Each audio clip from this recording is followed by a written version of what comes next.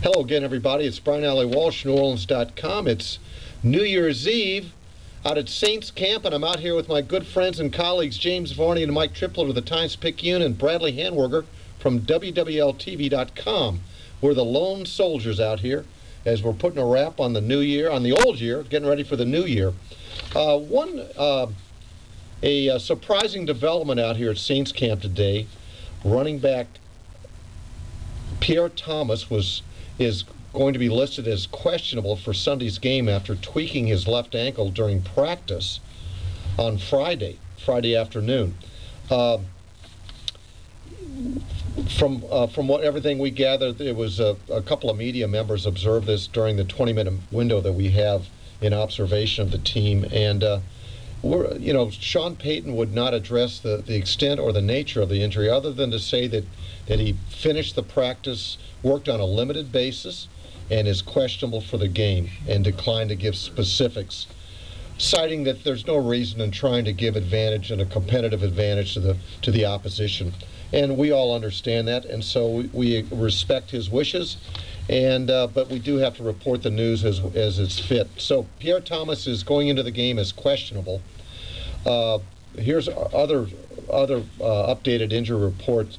Also questionable: Marcus Colston, Anthony Hargrove, Jeremy Shockey, David Thomas, and Anthony Waters.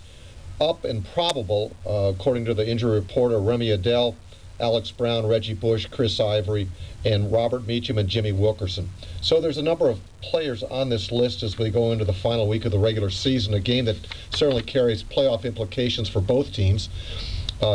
Basically, if the Saints win and Atlanta wins, the Saints will go in as the number 5 seed into next week's wild card game. If the Saints lose, the Falcons lose, the same thing. Saints will stay at number 5. If the Falcons win, if they win, they beat Carolina on Sunday, they'll go in as the number 1 seed and also the NFC South champion. So with regards to Tampa, if they need a win, plus they need losses by Green Bay and the New York Giants to secure the number 6 seed. So there are some playoff seeding still at stake here on the final weekend of the regular season. That's what's going to make this game interesting, to say the least. As you remember, last year, Tampa Bay came in here, trailed 17-0, and ended up winning 20-17 in a game that continues to befuddle me in the sense that I've never seen a Saints team lose a lead like that at home. Last time that happened was back in 1979 against the Oakland Raiders. But this is a game that they want to try and build on as they go into the playoffs. One other game that they'll be watching very closely after their game, of course, is the NFC West showdown between Seattle and St. Louis at Quest Field in Seattle on Sunday night, NBC Sports.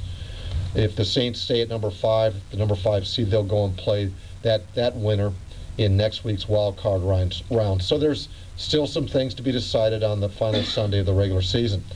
So for Brian Allee-Walsh with NewOrleans.com, please everyone have a safe and a prosperous new year, and we'll see you next year. Aloha, everyone.